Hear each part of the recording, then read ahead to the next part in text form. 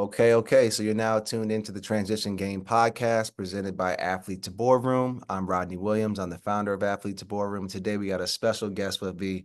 He's been a brother. He's been a friend. He's my guy, Barnett Harris. Welcome to the show, Barnett. Thanks for having me, Rodney. It's a pleasure to be here. So we're going to have an organic conversation today. And as you know, the goal of Athlete to Boardroom is to help these athletes find a path forward after they're done playing. You've done a great job at that. You're now a judicial law clerk. You're working for a judge. You're in Chicago. You're doing so many cool things. Georgetown law, all that. We'll get into that. But before, we dive into just like your career, your basketball journey at Delaware, let's just tell the audience, like, who is Barnett? Like, who is Barnett Harris? Where do you come from? Let's just dive into it. Thank you for that. Thank you for allowing me to be here. I love what you're doing, and I want to support it however I can. But like you teed it off, my name is Barnett Harris. I grew up in Pittsburgh, Pennsylvania, born and raised. Played basketball. I have two older sisters, but played basketball all my life. My pops played at the Duquesne University in Pittsburgh, so it was kind of in the blood. And just grew up loving the game, talking with my dad about, sport, all types of sports, basketball. He's really encouraging, play all types of sports. Fell in love organically with basketball. He didn't really push it on me. And it was really fortunate and blessed enough to have played in high school and then at the University of Delaware in college, where you and I had a few battles. So I was really fortunate and really blessed to have a 20 plus year basketball career, got to play at a very high level and got to make some great relationships and set up my future. Yeah, so your dad played at Duquesne. I did not know that. And so did you start, playing at like a very young age, like 5, 6, or were you a late bloomer? How did that work out? Yeah, I was always playing at a very young age. When I was young, I would say about 3 or 4, when I was starting to be aware of life. My dad, he was still playing in the old man leagues. So he would take me on Saturday mornings to they literally called it the old timers. Okay. Go to the old timer leagues and just watch him. And then I would shoot a little bit, just throw up the ball on the side in between games, before and after the games. And I just really enjoyed basketball. I love the camaraderie. I love the trash talking between the players. I love the stories that they would talk about after they would play. And I just, started to fall in love with it. And as I've always been pretty tall, so it was natural that basketball would be a sport I was drawn to. And then as I got older and older, I just started to play a little bit more and more and focus on it, was able to develop, come into my body, figure out how I want to play, figure out what works best for me. And it just progressively got better and better as I got older and older, and it led me to college. Yeah. So just kind of going along that journey, and you talked about high school a bit. So what was that high school basketball experience like? Obviously, you committed to Delaware on a basketball scholarship, but were there other schools? What was that journey like for you? Yeah, it was amazing. So high school was really good, and it was really fun because I went to the high school with kids I had known all my life, basically. I've been with them since elementary school. Their parents were our coaches growing up. So it was just playing with a lot of my best friends and playing in front of a coach in a community that was really invested and really loved watching and supporting the athletics at the school.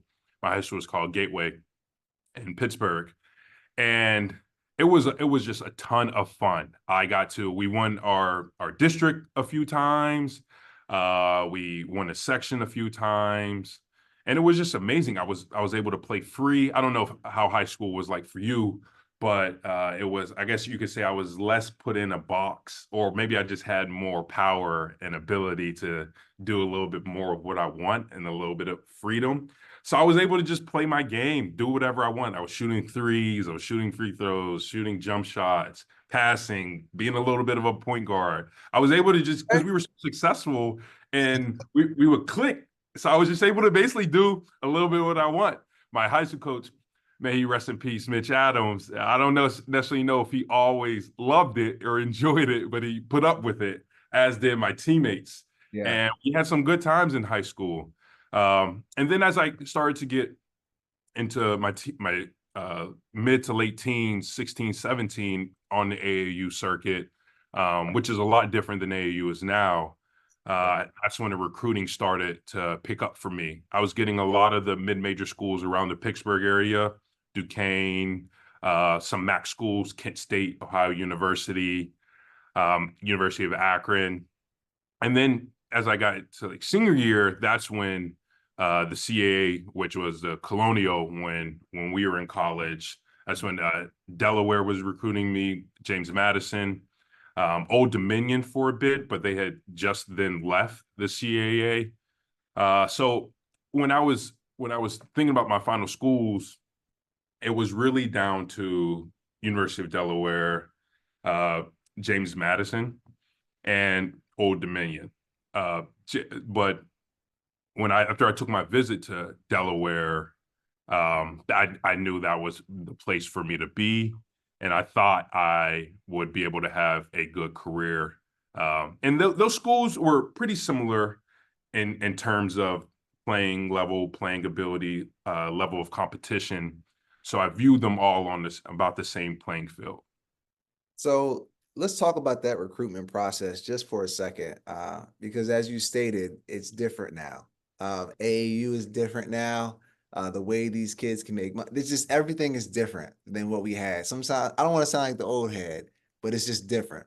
And so when you're going in to choosing a school, and now that you have like NIL and all that stuff, and kids can be paid, but what are some of the like core things that you think like a kid who's getting recruited or trying to go along that path need to think about when they're choosing a school? And this doesn't have to be D1. It's just like, hey, I have an opportunity to play at the next level, no matter what it is. What are some of the things that they should think about, when making that decision?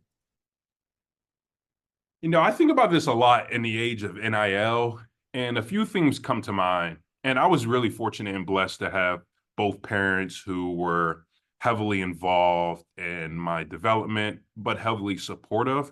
But the one thing they reiterated, and I'm not going to say they just expected that I wasn't going to become an NBA player, but when they never told me where to go to school, they were like, you pick your school. But what they wanted me to think about, and they always reiterated this, was think about what you're going to do after you stop playing basketball and choose a school that will help make that easy, help whether it's on your resume and it looks good when you're applying for jobs, whether there's just a vast network of people who love the institution.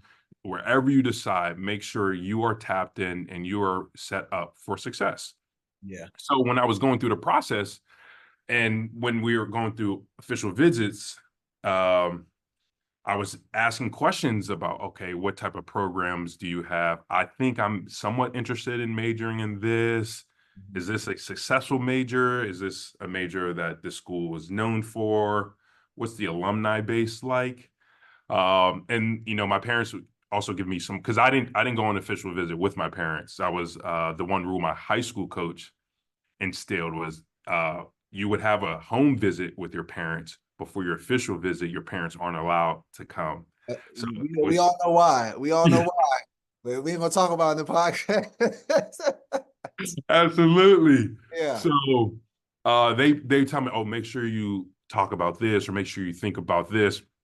So when I was going through these schools and we would have these academic conversations, one thing that really stuck out for Delaware was part of the visit, I was with the academic advisors, the academic team that the athletic facilities had, and they created kind of like a mock 4 years for me.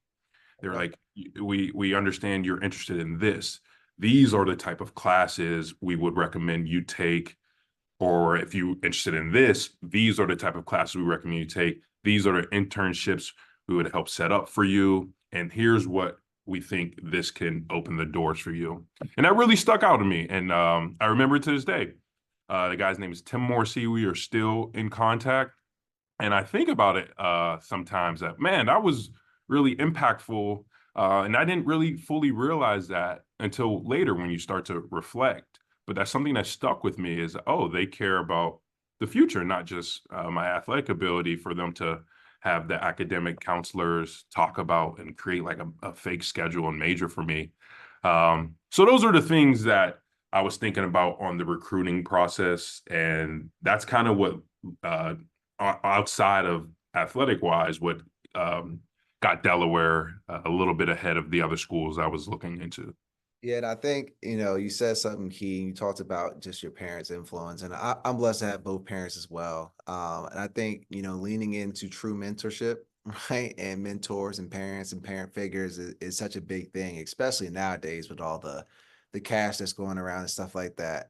I remember me and my dad, I felt like we were about to fight one day because we went on a on a visit to Winthrop, and he was just not feeling it, bro. Like we had all these other, offers, but the coach that went, Pat Kelsey, I think where is he now?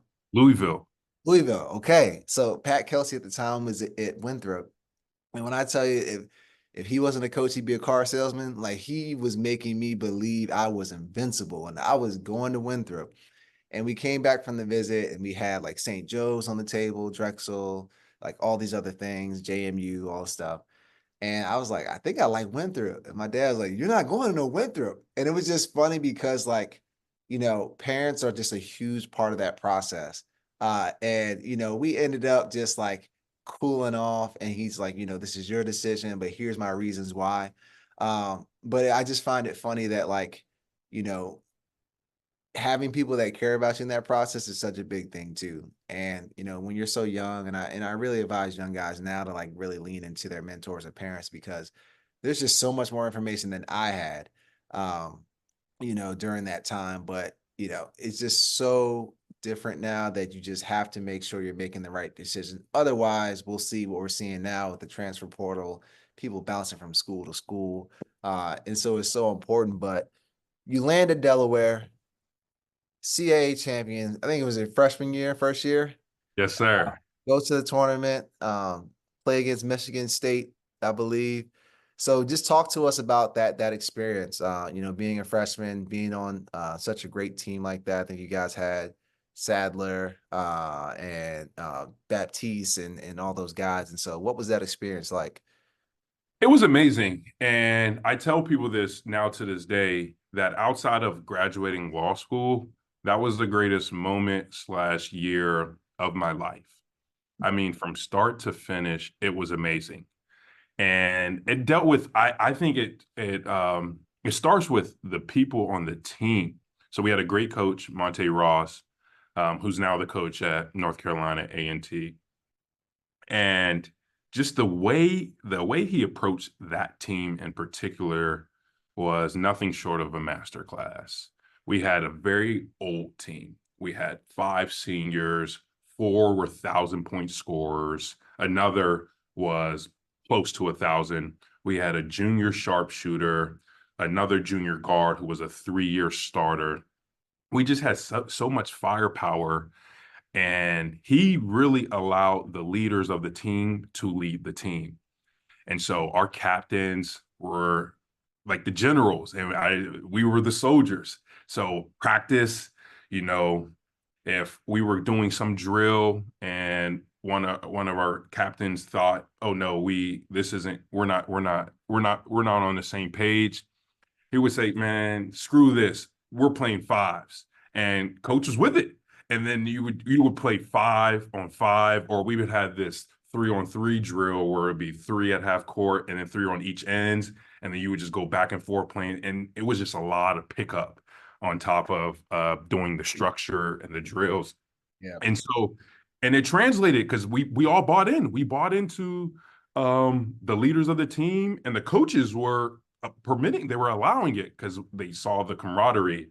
And it led to a lot of success. We went on at one point, we went on a 17-game win streak, which your Drexel Dragons. Yeah, I was part of that. That's okay.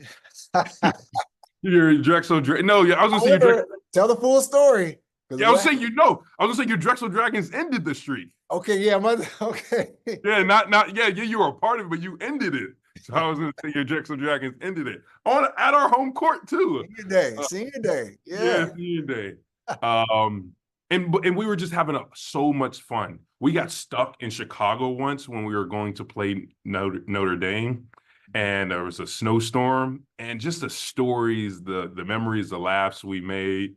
That was just the best thing about it. So the basketball came second. We were just having so much fun. Weekends, we were always at the juniors or seniors' house, just hanging out, playing 2K, kicking it, talking about what we're going to do, who we're going to play next. So it was just one of the most fun times of my life, and it translated to basketball. Mhm. And I was blessed to be a part of that team and fortunate and have those memories because it was amazing from start to finish, and it really set me up uh, for college as to the level that I want to be at because it just felt so good. And the level when I got older, what I wanted to, the type of leader I wanted to be, because I had great leaders before who guided me, who gave me wisdom, who taught me the ropes, and allowed me to grow and be the player that I was without forcing something on me. So that year was amazing. March Madness was amazing. That experience was beautiful. I still talk about it to this day. It was just that year was something special. Yeah, absolutely. I think it's underestimated about the impact like a group of like seniors can have. I remember my first year too, right? We had 6 seniors, and I mean, I think the talk was that Drexel and Delaware is going to meet in the championship somehow, some way. 1,000 point scores, injuries kind of did us in towards the tail end, but I still talk about that team to this day because it was just the best experience. And as a young player, like being able to have that leadership, we had Franz Masterdeck, Chris Fouch, Darte Ruff, and it just felt different, right? You can just feel the energy um, just from the team of like just rallying around that.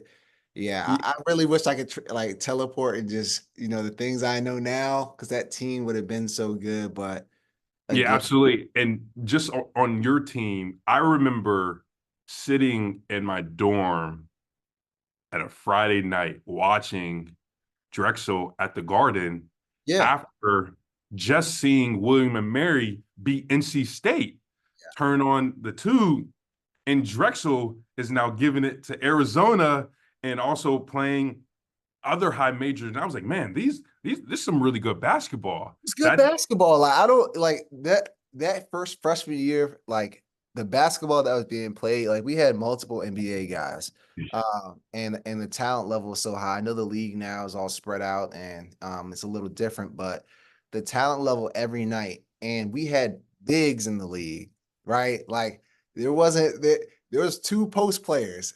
That 4 and 5, we were two post players, and it was getting physical down there. Talk physical. about that because I think we both have somebody who we knew was throwing us around a little bit. Waconi throwing us around a little bit. But talk to you about that physicality, right? Because you come from high school, then you move up to college, and again, like we're playing against like grown men immediately. So, like, what was that experience like? I would say it was tough, but it wasn't so tough when I got to league play. It was tough in preseason. Okay. So I was a tall, somewhat skinny at that point in time, but I was like pretty good and pretty agile. But when I got to Delaware in the summer, I knew it was a whole different game. I got between me and you, bro. I don't think I've ever told you this. I got dunked on my first practice. But not only did I get dunked on, like I fell flat on the ground. They got punched. Yeah, I got punched. And I was like, oh, I was like kind of charged. Like, what's up with it's like an and one type of thing. So that's when I knew I had to get in the gym. That's when I knew it was going to be a big game. And our big coach, and Jeff Rafferty, Yep. who's also now he's an assistant with Coach Ross at NCAA and T. He would always preach like, man, you better do some push-ups because this league is physical and two bigs are in it. And he wasn't wrong. It was such a physical league. The refs allowed a lot of physicality. The bigs, they played hard. They were relentless. Hofstra Akoni, he was the strongest player I've ever played against in my life. Your Used to hate direction team had some very strong players. yeah. William and Mary had some strong players. You remember Benjamin from Towson? Woo! Benjamin was a animal. Benjamin, 3 level score. 3 level score. did whatever. I was him and scout. That was one of the best scouts. That was one of the best scouts. Yeah, So, man. so that was just a great transition. And it was a great introduction into college basketball because I won't say it ever got easier, but it didn't get worse than that year. Once that was a level that even if when we played high majors, it was that level. That CAA conference play and back in 2013, 2014, and we've played high majors.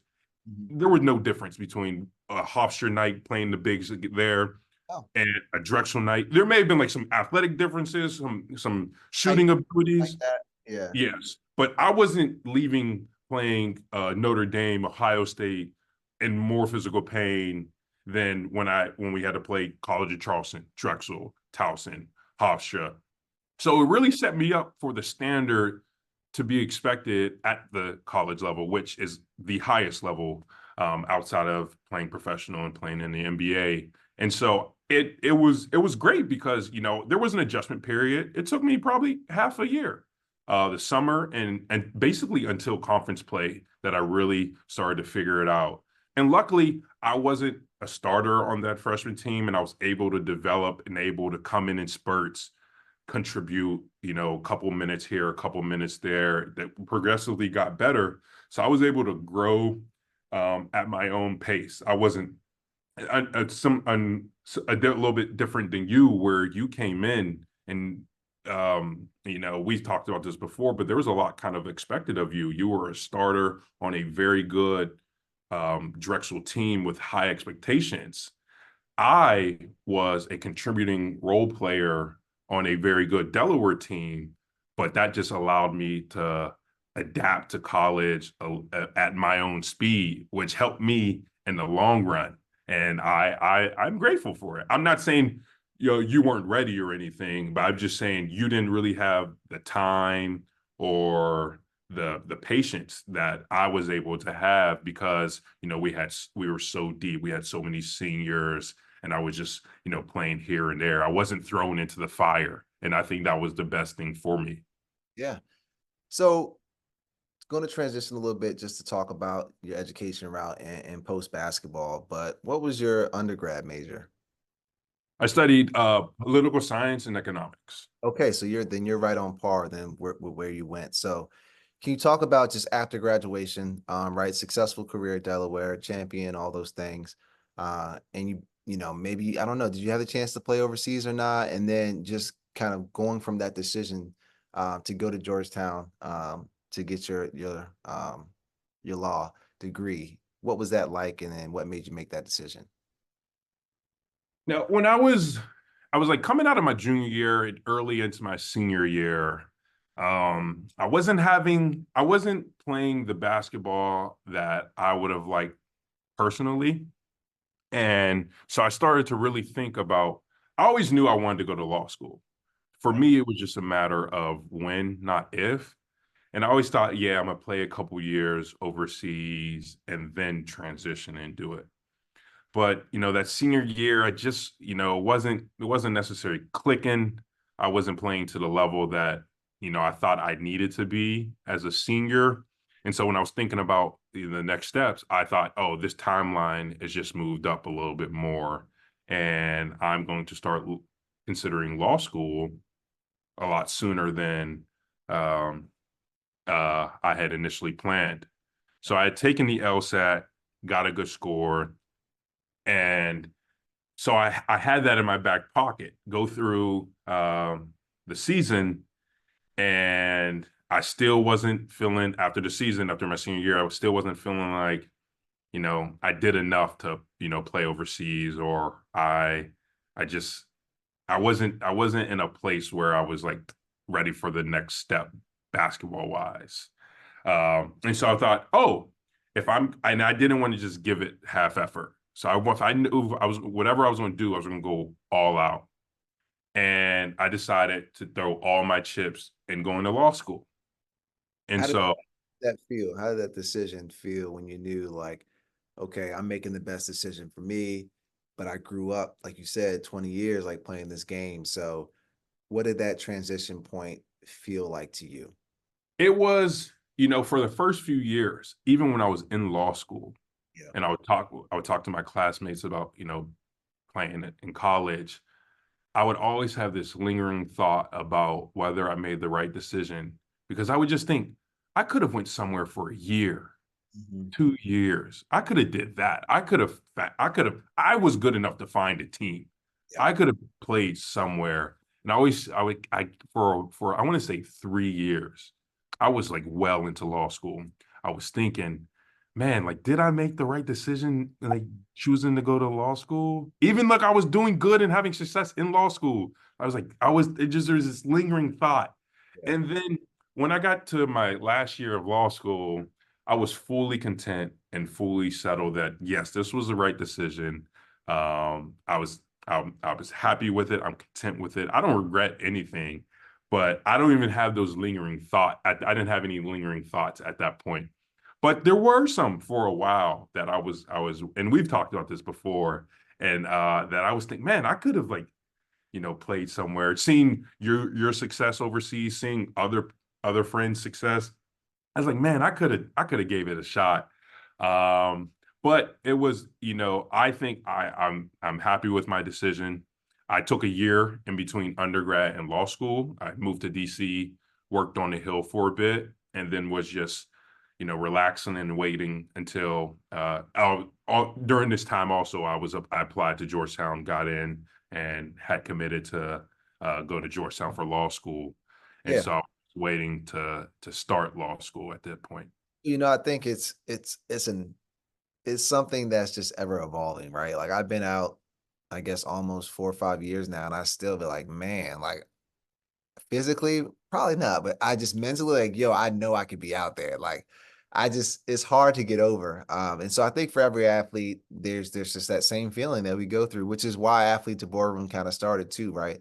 But this sense of community, like we understand what that feels like, and how that transition can impact you, even when you got it all together, even when you're doing well in your other career. There's times that I might close a deal at work, but then playing a men's game and be like, I still got it. So I commend you for your success because again, like as an athlete, you're taught to be driven, you're taught to work towards a goal. But when you've been doing something for your entire life and it's time to switch, it's just no easy feat. So kudos to you. And so And it now, was tough. It yeah, was tough. mhm, That first year after I stopped playing basketball, so in that first before I started law school, I hated basketball. I couldn't even watch it. Like I didn't want to touch a basketball. I didn't want to think about it because I don't know. It just kind of all hit me at once that I was done. yeah, And there was just I like everything. Anytime I try to watch a game, I just thought about the 20 plus years I was playing, and I just got like, kind of like repulsed. I was just I don't know what it was, but mm, then after a year away, I got into we'd play pickup when I was in law school, and then I just fell in love with it again. Started really getting into watching college basketball, hearing about success of my friends.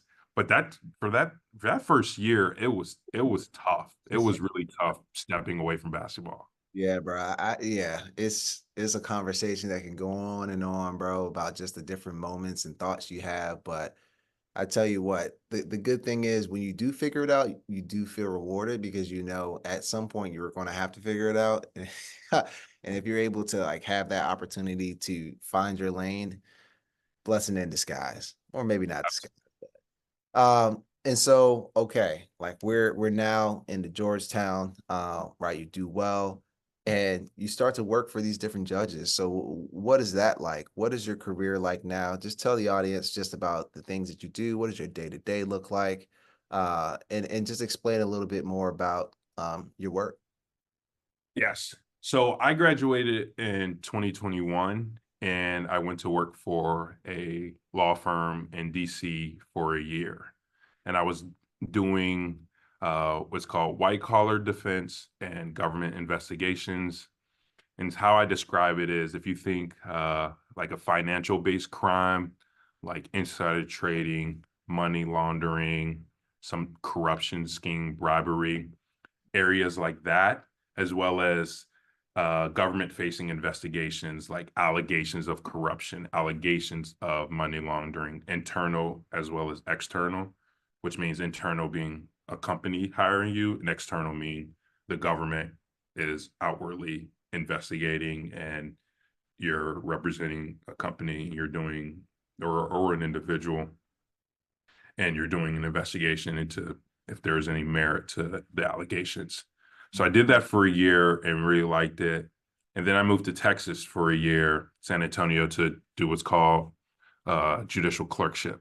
And I worked for a federal judge. And how I describe that is you work for a federal, I describe it kind of as like a fellowship. You are working closely with a judge, helping make his life easier.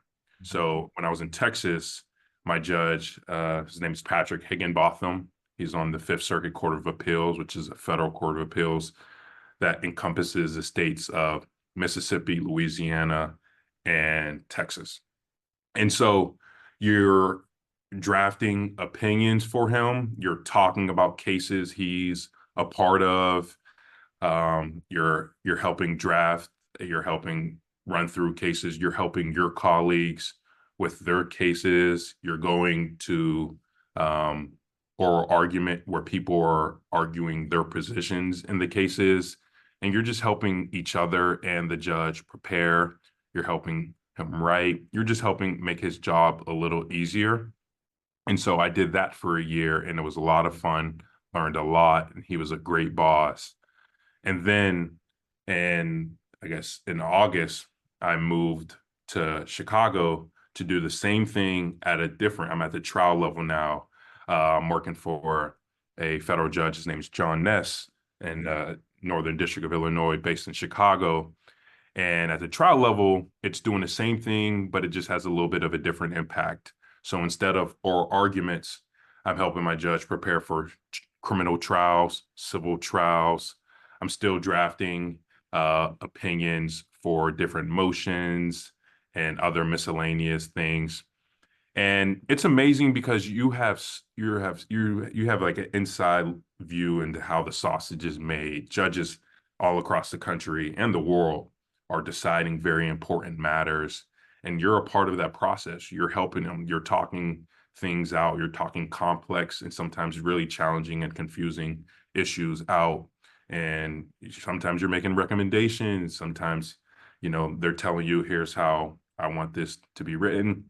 So it's just amazing, the insight. He's a great boss. He's a great mentor. Both my judges have been great mentors, and they've been amazing learning experiences. I'm very fortunate. They're competitive and really tough. So I've been very blessed to have two. And it's amazing. And this is going to set me up for when I leave here and then go back to a firm to do, white collar defense and government investigations. Again, I will be a much better, much crisper, much stronger lawyer. I will have learned how to help others. I will have learned how to, work through challenging and tough legal issues.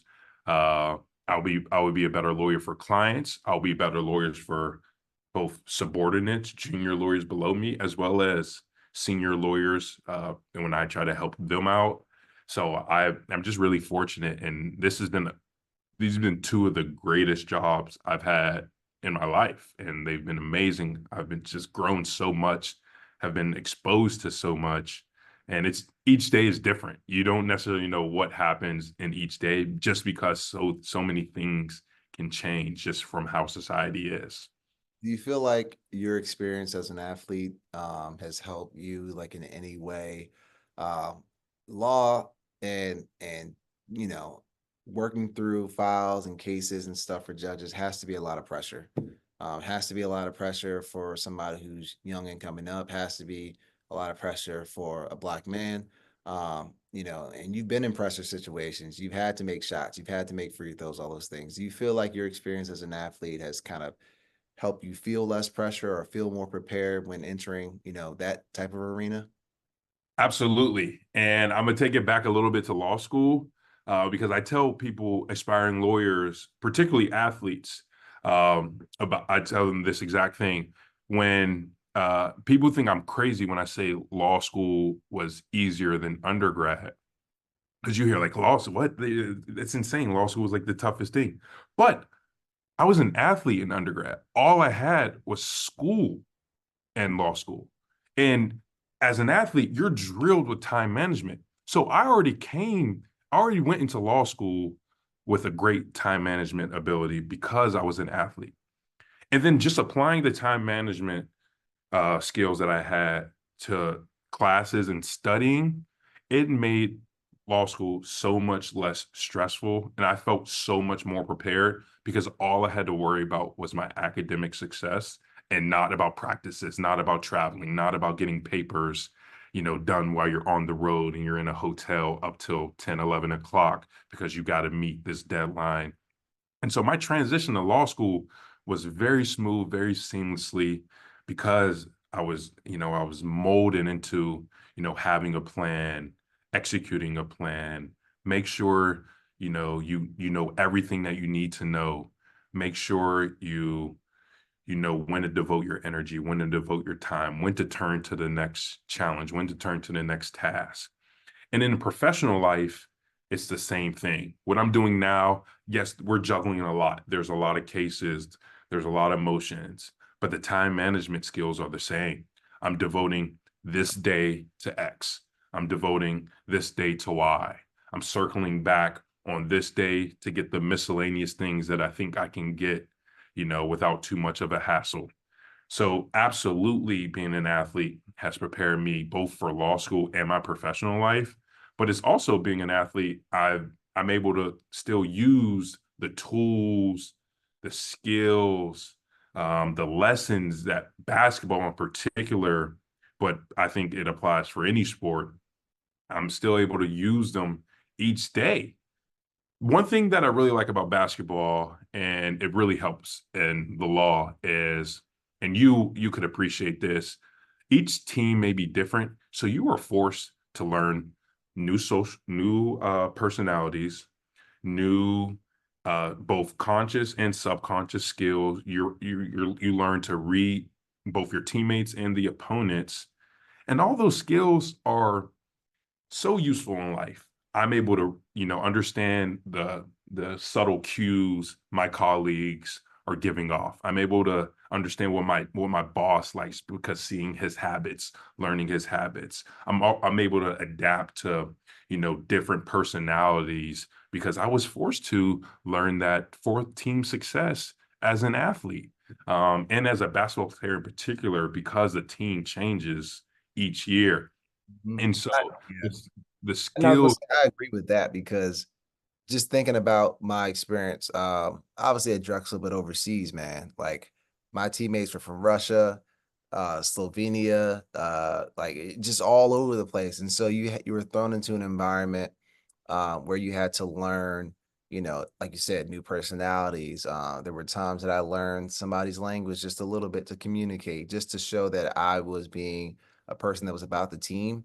And I think once I got into environments in the workforce, especially when fundraising, being able to just connect with different people, I think those skills that you learn from a team setting in college, on these professional teams is just a huge thing that can like translate pretty well. So I definitely hear you there.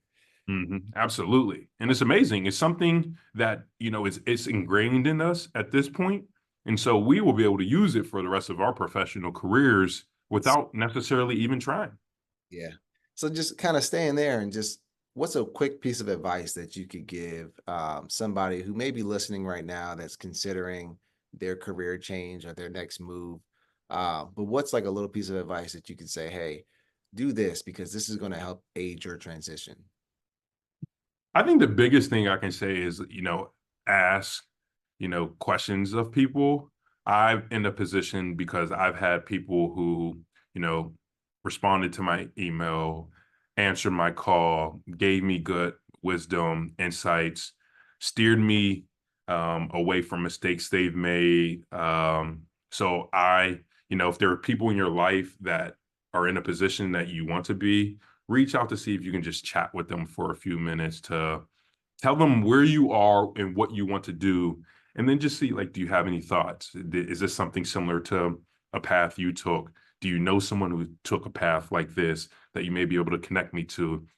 I think the mentor-mentee part, and that's why I really, appreciate and credit and, want to give you your flowers for what you're doing, because it's humongous.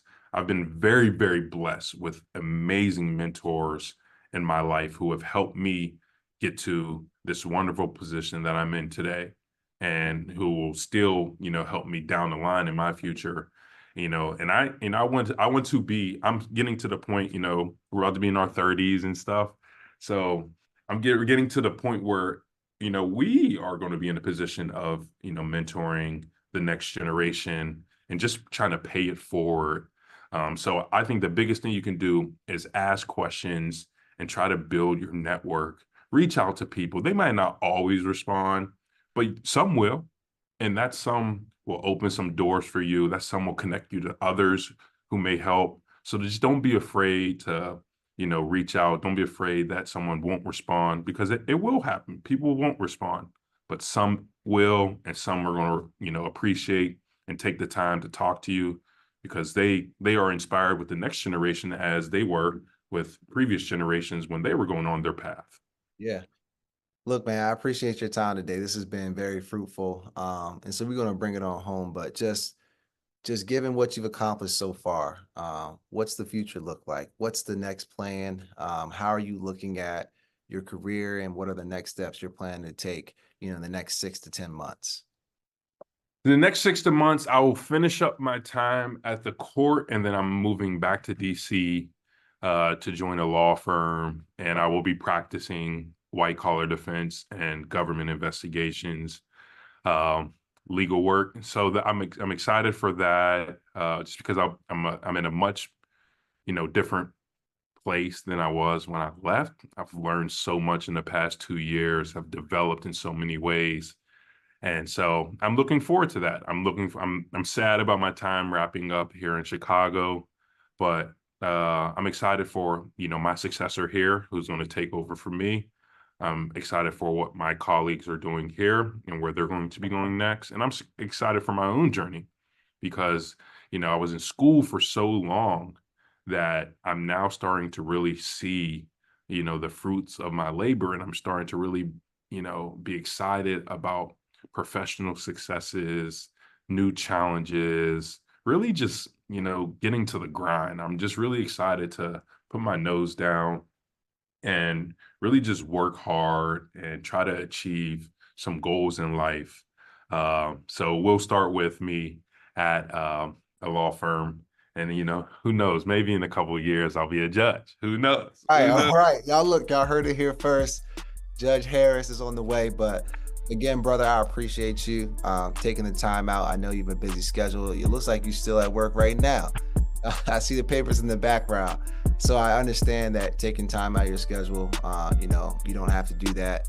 But again, appreciate everything you're doing, motivated by your story. And to our listeners today, I hope you enjoyed. If you have any questions about Barnett and his successes and his career, feel free to reach out to us at www.athletetoboardroom.com. But until next time, that's it. Transition game. Appreciate you, bro. All right.